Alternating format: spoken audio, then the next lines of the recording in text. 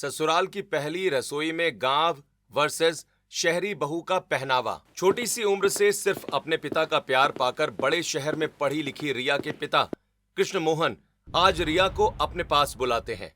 रिया jeans और कुर्ती में कृष्ण मोहन के साथ बैठी होती है। आ गई बेटा, तेरी पढ़ाई भी पूरी हो गई। हाँ, तू जैसा चाहती थी वैसा सब कुछ पूरा हो गया है अब। हाँ पापा, आपकी मेहनत और भरोसे की वजह से ही ये सब हो पाया है। और आखिरकार मैं बेटी किसकी हूँ? वाह बेटा, शाबाश मेरी बेटी। कब देखते देखते बड़ी हो गई, मुझे तो पता ही नहीं चला। हाँ, अब मेरी एक ही इच्छा है बेटी, मैं तेरी शादी अच्छे घर में कराना चाहता हूँ। क्या पापा, पर वो इतनी जल्दी शादी मत कराइए। अभी मैं जॉब करना चाहती हूँ। अभी तो मुझे आपका सहारा बनना है। बेटा, हर काम का एक सही समय होता है। देख, तेरी माँ भी अब इस दुनिया में नहीं है। मैं दिन ब दिन बूढ़ा होता जा रहा हूँ। मेरी सबसे बड़ी चिंता अब तेरी जिम्मेदारी है बेटा। पापा, ऐसी बातों से मैं इमोशनल हो जाती हूँ, तो प्लीज आप ऐसी बात मत करिए। मैं बस इतना चाहता हूँ कि अपनी आंखों के सामने तुझे खुश देख लूं।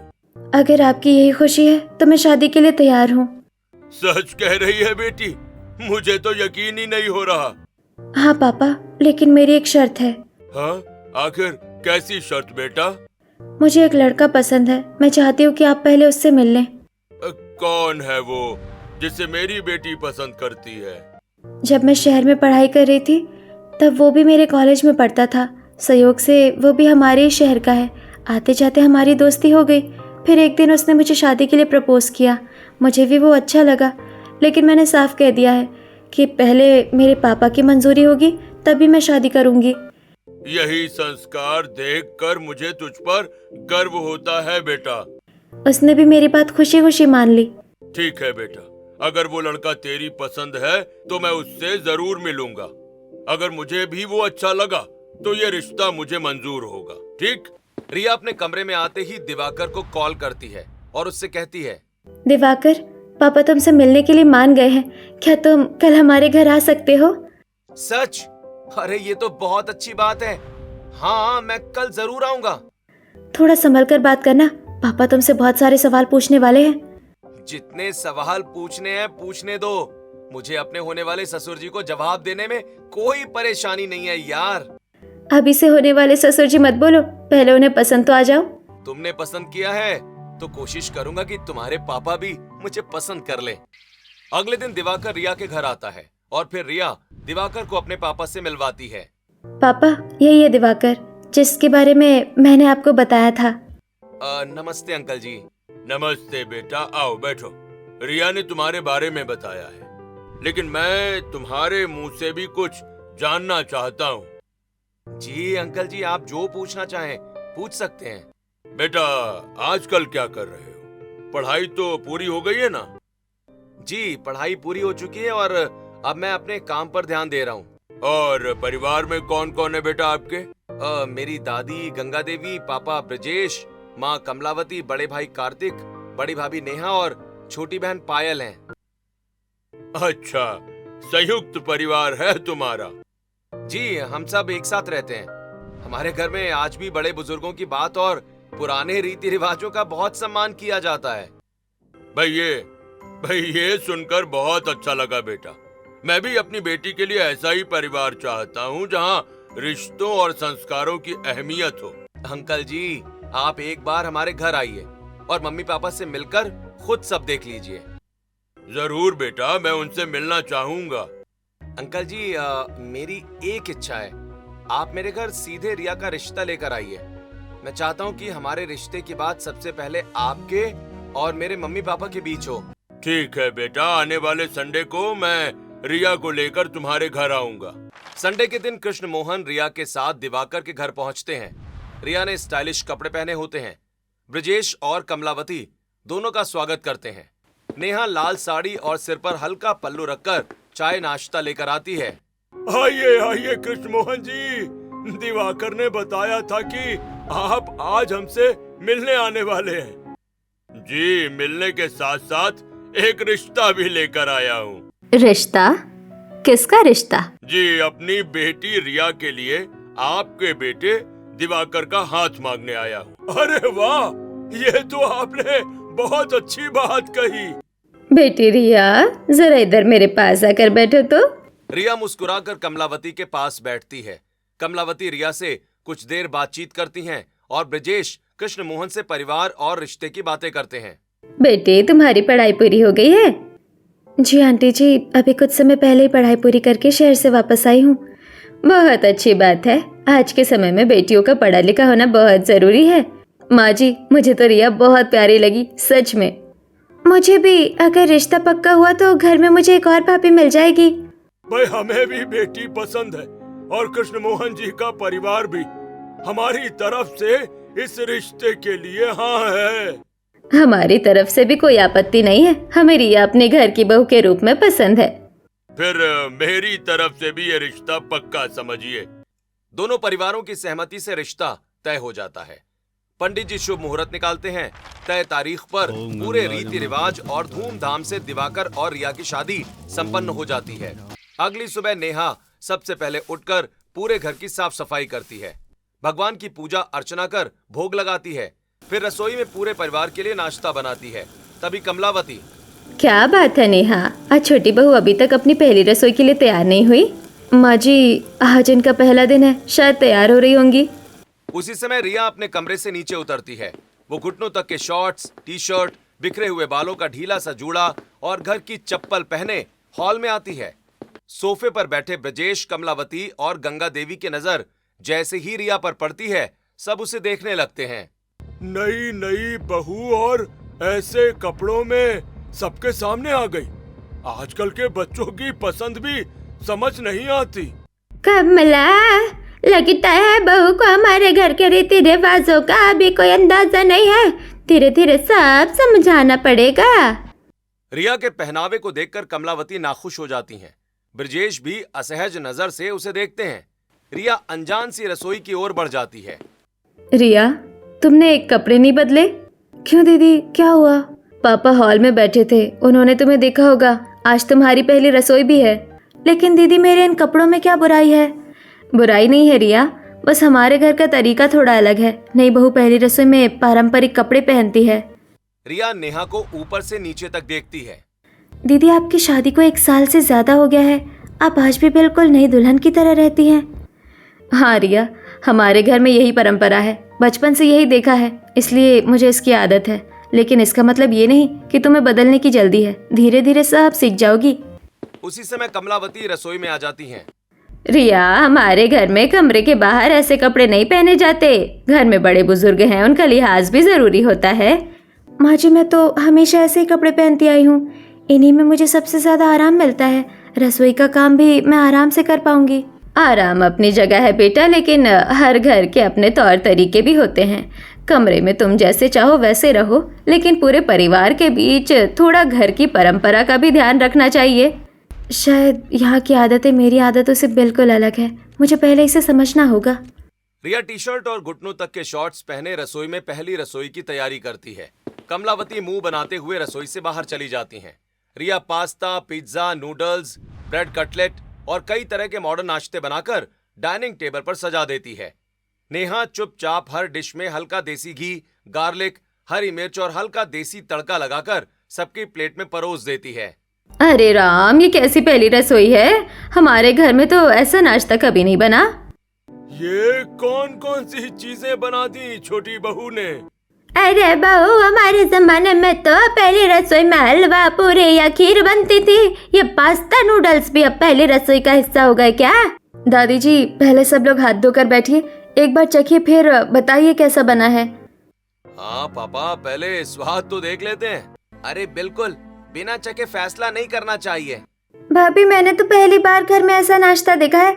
मैंने सोचा पहली रसोई में कुछ अलग बनाऊं। उम्मीद है आप सबको पसंद आएगा। लीजिए, सबकी प्लेट तैयार है। सब लोग खाना चखते हैं। देखने में तो थोड़ा अलग लग रहा है, लेकिन स्वाद बुरा नहीं है। हाँ, देसी तड़के की वजह से स्वाद अच्छा लग रहा है। मुझे तो बहुत अच्छा लगा। सच कहूँ तो मुझे भी बहुत स्वादिष्ट लग रहा है। अच्छा तो है बहू। देखा पापा, रिया ने अपने शहर वाले खाने में भी हल्का देसी स्वाद जोड़ दिया है, इसीलिए सबको पसंद आ रहा है। भाई, स्वाद तो अच्छा है, बस समय के साथ इसकी आदतें भी हमारे घर के अनुसार ढल जाएं, यही अच्छा रहेगा। शायद नए घर में सिर्फ अपना तरीका नहीं, घर का तरीका भी सीखना पड़ता है। अगले दिन सुबह रिया नहाकर तैयार होने कमरे में आती है। कमलावती उसके लिए पहले से ही भारी लाल बनारसी साड़ी रखवा देती हैं। घर में सत्यनारायण भगवान की कथा की तैयारियां चल रही होती हैं और मेहमान आने लगते हैं। रिया, आज घर में मेहमान आएंगे। कल जैसी बात आज नहीं होनी चाहिए। आज सत्यनारायण भगवान की कथा भी है। मैंने तुम्हारे कमरे में साड़ी रखवा दी है, वही पहन लेना। ठीक है माँ जी, आप जैसा चाहेंगी मैं वैसे ही तैयार होने की कोशिश करूंगी। रिया साड़ी पहनने लगती है। अरे, ये साड़ी तो कितनी भारी है, इसे पहनना तो मेरी बस की बात नहीं लग रही। जितनी कोशिश कर रही हूँ उतनी उलझती जा रही हूँ। मेरी अटैची में एक हल्की साड़ी है, शायद वही आसानी से पहन सकूं। रिया अपनी हल्की बैकलेस ब्लाउज वाली साड़ी पहनकर मोबाइल देखकर प्लेट्स बनाती है और धीरे धीरे तैयार होकर बाहर आती है। रिया, इधर आओ, एक बात कहनी है। क्या हुआ भाभी? घर में काफी मेहमान बैठे हैं। अगर मेरी मानो तो सिर पर हल्का सा पल्लू रख लो, माँ जी को अच्छा लगेगा। भाभी, माँ जी ने जो साड़ी रखी थी वो बहुत भारी थी, मुझसे बिल्कुल नहीं संभल रही थी, इसलिए मैंने अपनी अटैची वाली साड़ी पहन ली। यही मेरे लिए आसान थी बस। उसका ब्लाउज थोड़ा बैकलेस और स्लीवलेस है, इसलिए शायद आपको बुरा लग रहा होगा। मुझे बुरा नहीं लगा रिया, मैं सिर्फ इतना चाहती हूँ कि आज सब कुछ आराम से हो जाए, इसीलिए पहले से बता रही हूँ। अगर हो सके तो बस सिर पर पल्लू रख लो, माँ जी को अच्छा लगेगा और तुम्हारा बैकलेस ब्लाउज भी नहीं दिखेगा। रिया अपनी साड़ी अपने तरीके से पहनकर सत्यनारायण कथा में पहुंच जाती है। रिया, मैंने तुझे साफ कहा था कि वो साड़ी पहननी है जो मैंने रखी थी, फिर अपनी मर्जी क्यों चलाई तुमने? माँ जी, मैंने सच में बहुत कोशिश की थी। वो साड़ी इतनी भारी थी कि मुझसे संभल ही नहीं रही थी, बार बार प्लेट्स खुल रही थी, इसलिए मैंने अपनी हल्की साड़ी पहन ली। इसे हल्की साड़ी कह रही हो? इसमें तो तुम्हारे हाथ भी दिख रहे हैं और पीठ भी दिख। कम से कम ढंग का ब्लाउज तो पहन सकती थी। मेरा ऐसा कोई इरादा नहीं था माँ जी। अच्छा, अब कम से कम सिर पर पल्लू रख लो। जी माँ जी। पूजा समाप्त हो जाती है। रिया, कुछ मेहमान अभी बैठे हैं, जाओ सबके लिए चाय बना कर ले आओ। जी माँ जी, अभी लेकर आती हूँ। रिया रसोई में चाय पत्ती, चीनी और दूध डालकर ध्यान से चाय बनाती है। चाय छानकर ट्रे में कप सजाती है और मुस्कुराते हुए बैठक की तरफ चलती है। आज माँ जी ने पहली बार मुझ पर भरोसा करके काम दिया है, मुझे ये अच्छे से करना है। रिया जैसे ही बैठक में पहुंचती है, साड़ी का पल्ला और प्लेट्स पैरों में उलझ जाती हैं। ट्रे संभालने की कोशिश में रिया का संतुलन बिगड़ जाता है और रिया का पैर मुड़ने से टखने में मोच आ जाती है। रिया सोफे पर बैठ जाती है। सब घर वाले घबरा जाते हैं। माँ जी, मेरे पैर में बहुत दर्द हो रहा है, मुझसे खड़ा भी नहीं हो रहा। अरे माँ, जल्दी डॉक्टर को बुलाइए। रिया, घबराओ मत, अभी सब ठीक हो जाएगा। कार्तिक, तुरंत डॉक्टर को लेकर आओ। कार्तिक डॉक्टर को ले आता है। डॉक्टर रिया का पैर चेक करते हैं। भाई, घबराने की जरूरत बिल्कुल नहीं है। पैर में मोच आई है, कुछ दिन आराम करना होगा और ज्यादा चलना फिरना नहीं। जी डॉक्टर साहब। इतना कहकर डॉक्टर रिया को एक पेन रिलीफ और कुछ दवाइयाँ देते हैं और फिर चले जाते हैं। अरे लक्ष्मी जी, कैसी बहू लेकर आई हो, एक साड़ी भी नहीं संभाल पाई। हाँ, चाय लेकर आने में ही गिर पड़ी, साड़ी पहनना भी नहीं आता क्या? अरे इतनी हल्की साड़ी में भी ये हाल है, किसी ने इसे ठीक से साड़ी पहनना भी नहीं सिखाया क्या? ऐसी कोई बात नहीं है, आज इसकी तबीयत ठीक नहीं थी, इसीलिए संतुलन बिगड़ गया। हर बात का गलत मतलब निकालना भी ठीक नहीं होता। अच्छा, जैसा आप ठीक समझे। जो पड़ोसने रिया को ताने सुनाने आई थी, सास के जवाब के बाद वही मुंह लटकाए चुपचाप वापस चली जाती हैं। माँ जी, मेरी वजह से आपको सबकी बातें सुननी पड़ी। अब इन बातों के बारे में मत सोचो, पहले पैर ठीक कर लो। हाँ रिया, बाकी बातें बाद में भी हो जाएंगी, अभी आराम करना सबसे जरूरी है। मैं किसी को दुख नहीं देना चाहती, बस मुझे इस घर के तौर तरीके धीरे धीरे सीखने होंगे। अगले दिन अचानक दादी सास की तबीयत बिगड़ जाती है। पैर में मोच होने के बावजूद रिया चारपाई के पास बैठकर फोन पर डॉक्टर से सलाह लेती है और समय पर दवा देती रहती है। वहीं नेहा घरेलू नुस्खों और सेवा से उसकी देखभाल करती है। दोनों बहुओं की देखभाल से दादी सास को जल्दी आराम मिलने लगता है। ये देखकर ब्रजेश कमलावती से कहते हैं, छोटी बहू दिल की बहुत अच्छी है, बस इसके कपड़ों की वजह से हम इसे समझ नहीं पाए। जी हाँ, सही कह रहे हो आप। कमलावती बहुओं के पास आती है और उनसे कहती है, रिया, आज तुम्हारे ससुर तुम्हारी तारीफ भी कर रहे थे। मेरी तारीफ माँ जी? हाँ, कह रहे थे कि तुम दिल की बहुत अच्छी हो, बस तुम्हारे पहनावे को देखकर वो थोड़े परेशान हो जाते हैं। जब पड़ोसी तुम्हें देखकर ताने मारते हैं तब हमें भी बहुत बुरा लगता है। ऐसा लगता है जैसे हमारे परिवार पर बातें हो रही है। माँ जी, मेरे पहनावे में आखिर बुराई क्या है? मेरा मानना है कि किसी इंसान की पहचान उसके कपड़ों से नहीं बल्कि उसके व्यवहार और संस्कारों से होती है। बचपन से मैं जैसे कपड़े पहनती आई हूँ वही मेरी आदत बन गई है, इसलिए भारी भरकम साड़ियाँ मुझसे संभलती नहीं है। तुम्हारी सोच अपनी जगह होगी, लेकिन इस घर के कुछ नियम हैं जो तुम्हें सीखने होंगे। हाँ माँ जी, मैं पूरी कोशिश करूँगी कि इस घर के तौर तरीके सीखूँ और उन्हें अपनाऊँ। मैं तो दीदी को देखकर भी बहुत कुछ सीखने की कोशिश करती हूँ, बस हर बार मुझसे वैसा हो नहीं पाता। रिया, किसी भी नई चीज को सीखने में समय लगता है। तुम कोशिश कर रही हो, यही सबसे बड़ी बात है। दोनों के बात में अपनी अपनी जगह सच्चाई है। घर की परंपरा भी जरूरी है और इंसान का मन भी। प्यार से एक दूसरे को समझोगे तो रास्ता अपने आप निकल आएगा। ठीक है रिया, मैं तुम्हें थोड़ा समय देती हूँ। धन्यवाद माँ जी, मैं आपको कभी शिकायत का मौका नहीं देना चाहती। कुछ दिन बीत जाते हैं, रिया का पैर भी ठीक हो जाता है। रिया कभी जीन्स और कुर्ती तो कभी साधारण टी शर्ट और पैंट पहनकर स्कूटी से घर के बाहर के सारे काम करने जाती है। कभी गैस सिलेंडर लाती है, कभी बिजली का बिल जमा करती है, कभी राशन लेकर आती है। घर के पुरुष काम पर चले जाते हैं, इसलिए बाहर के ज्यादातर काम रिया ही संभालने लगती है। ये देखकर पूरे घर को काफी सुविधा होने लगती है। कोशिश तो कर रही है, लेकिन पता नहीं इसके पहनावे में बदलाव कब आएगा। लक्ष्मी जी, आपकी बहू तो आज भी वैसे ही कपड़े पहनकर पूरे मोहल्ले में घूम रही है। हाँ, बाकी सब तो ठीक है, बस पहनावा थोड़ा बदल जाए तो और भी अच्छा लगे। हाँ, देखती हूँ, धीरे धीरे समझ जाएगी। पड़ोसियों की बात सुनकर कमलावती फिर सोच में पड़ जाती हैं।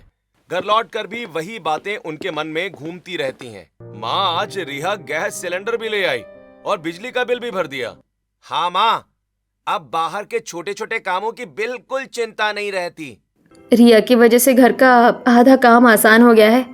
काम तो बहुत जिम्मेदारी से करती है। मैं भी ये मानती हूँ, बस इसका पहनावा देखकर मन रुक जाता है। माँ, रिया जानबूझकर कुछ गलत नहीं करती, वो कोशिश तो कर ही रही है। थोड़ा समय दीजिए, सब अपने आप सीख जाएगी। वैसे भी हर इंसान अपने घर से अलग माहौल लेकर आता है, बदलने में समय लगता है। शायद तुम लोग ठीक कह रहे हो, लेकिन मन है कि मानता ही नहीं। माँ जी, बाहर के सारे काम हो गए, अगर कोई और काम हो तो बता दीजिए। अभी नहीं बेटा, तुम भी थोड़ा आराम कर लो। रिया में कोई कमी नहीं है, बस समय के साथ सब ठीक हो जाएगा। एक दिन दोपहर में ब्रजेश की बड़ी बहन सावित्री बिना बताए घर आ जाती हैं। सावित्री का स्वभाव कड़क और अनुशासन पसंद होता है। नेहा साड़ी और सिर पर पल्लू लिए हॉल में बैठी होती है, जबकि रिया अपने कमरे में हल्की टी शर्ट और पजामा पहने आराम कर रही होती है। अरे बुआ जी, प्रणाम। खुश रहो बेटी। नेहा सावित्री के पैर छूती है, पानी देती और तुरंत चाय बनाकर ले आती है। अरे सिर्फ चाय लेकर आ गई, चाय के साथ पकौड़े वकौड़े नहीं बना सकती थी? और एक बहू है ना घर में, वो कहाँ है? दोनों मिलकर जल्दी से मेरे लिए गर्मा गर्म पकौड़ियाँ बनाओ, इतनी दूर से आई हूँ, भूख भी लगी है। अभी बुलाती हूँ उसे। नेहा, जल्दी ऊपर जाओ।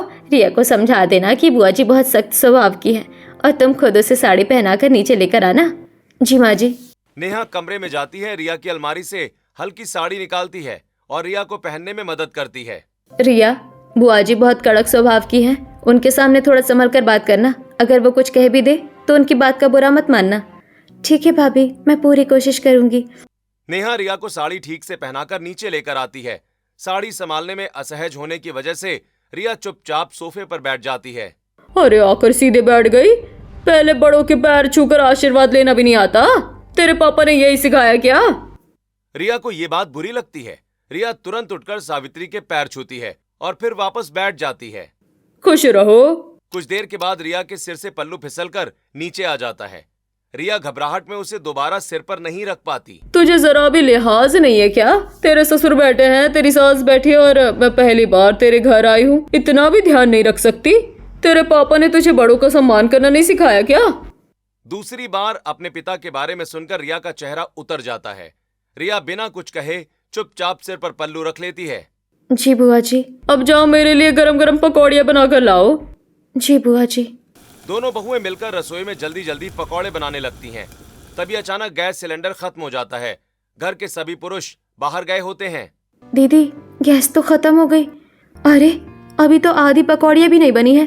दीदी एक काम करते हैं, आप मेरी मदद करो, हम दोनों मिलकर सिलेंडर बाहर रख देते हैं। मैं अभी गैस भरवा कर लेकर आती हूँ।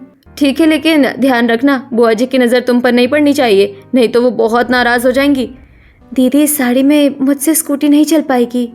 सही कह रही है, एक काम करते हैं, मैं तुम्हारे कमरे में तुम्हारे कपड़े ले आती हूँ, तुम यही बदल लेना और पीछे वाले दरवाजे से निकल जाना, यही ठीक रहेगा। नेहा चुपचाप रिया के कमरे से जीन्स और कुर्ती लाकर देती है।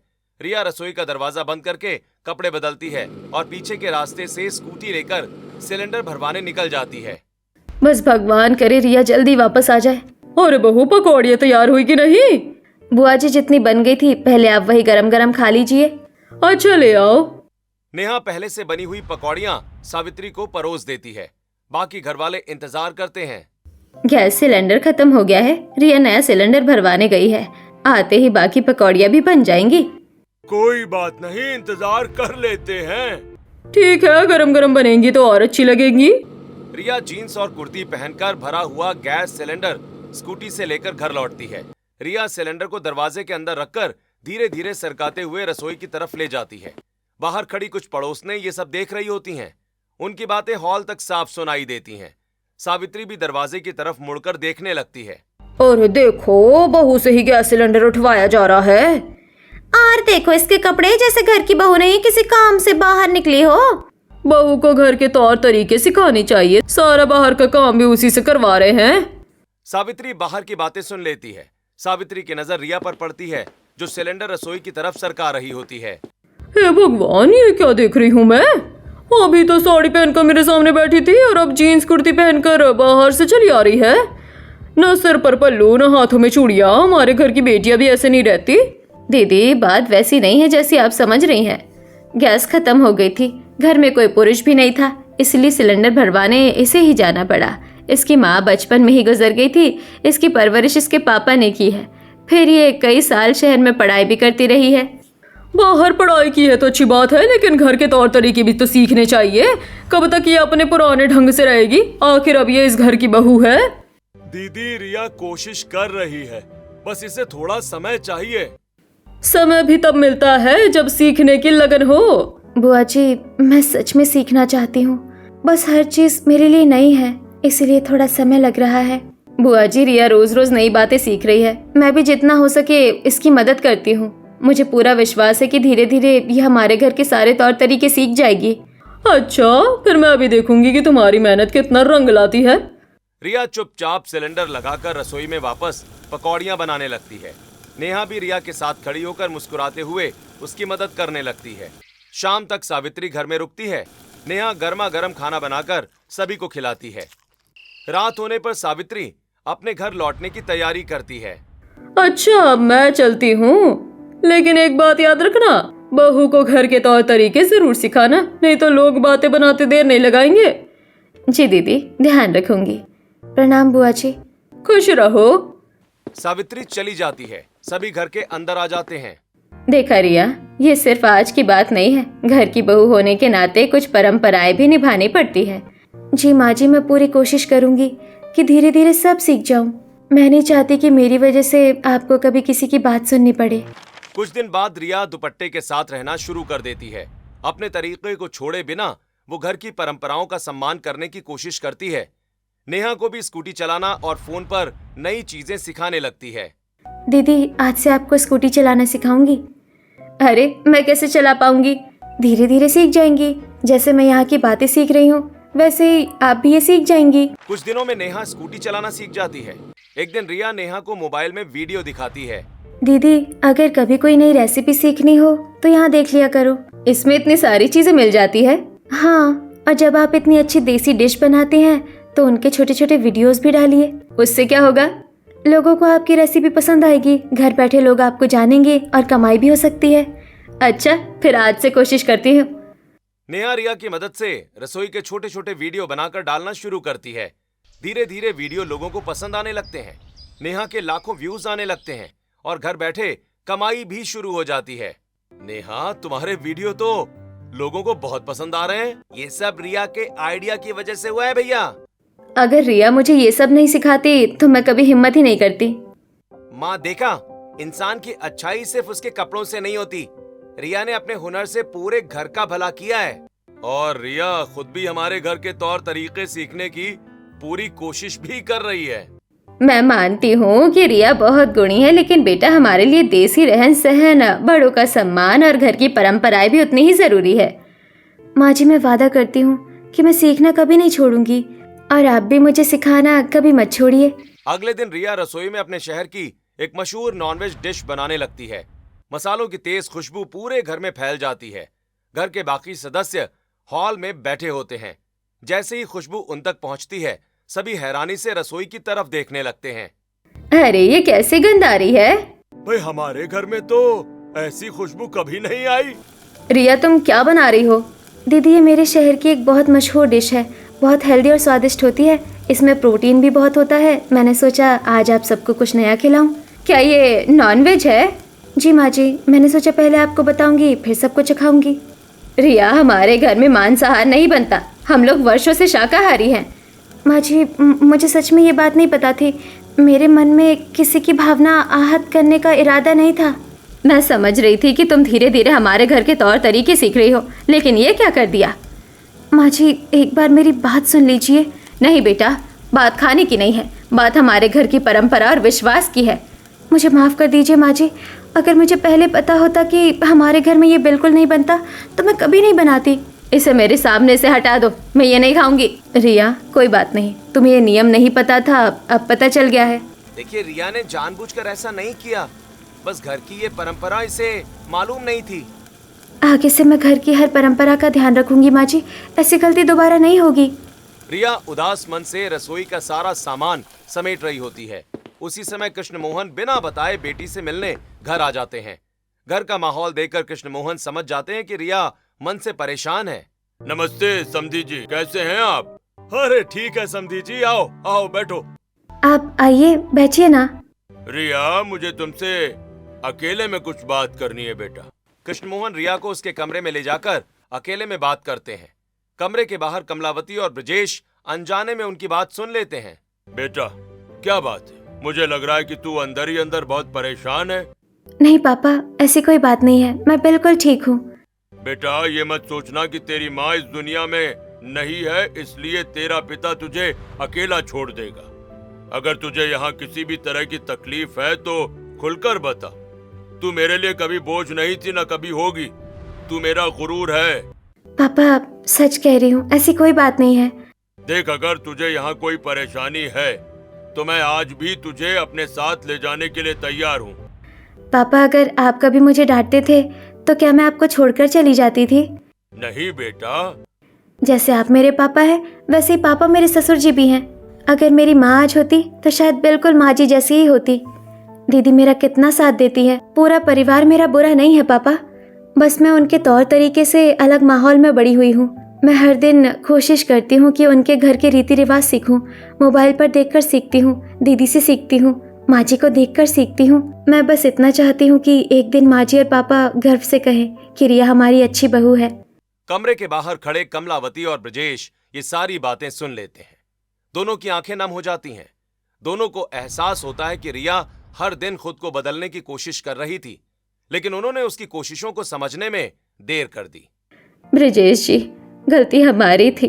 हाँ, हमने इसके मन को समझने की बजाय सिर्फ इसके कपड़ों को देखा।